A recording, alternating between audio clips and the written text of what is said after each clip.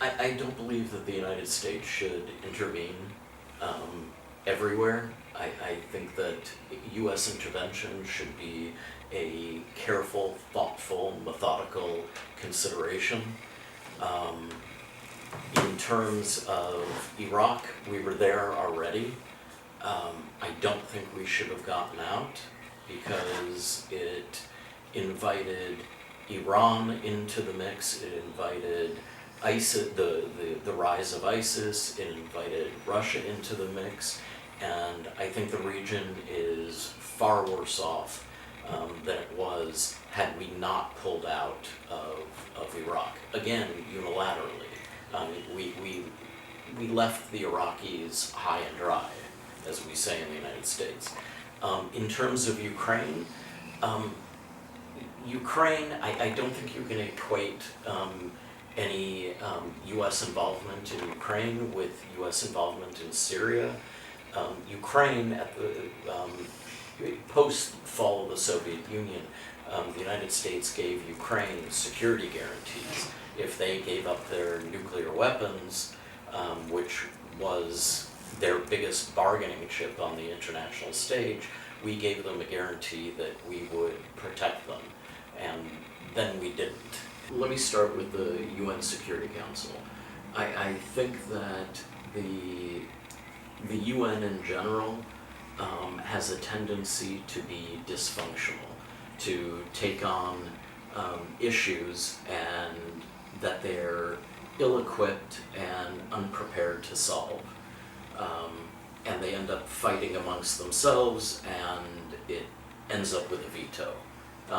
Once the veto is made, discussion is quashed.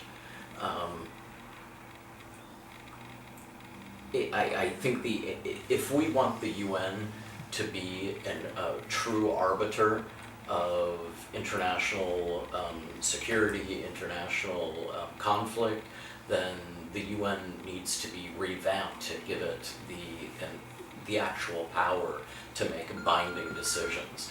We can see in many respects that the UN resolutions don't mean very much. There are UN resolutions regarding Nagorno-Karabakh that were made 25 years ago, and they're ignored by Armenia.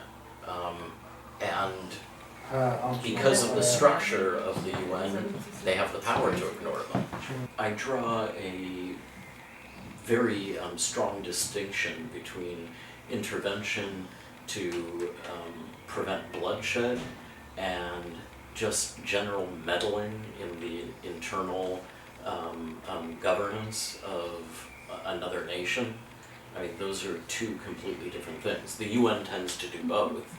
I think it's necessary to prevent wholesale bloodshed of human beings, whoever they are, and I make no distinction there. I don't care who they are.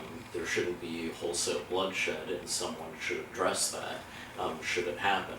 But the UN also tends to just meddle in the affairs of other nations.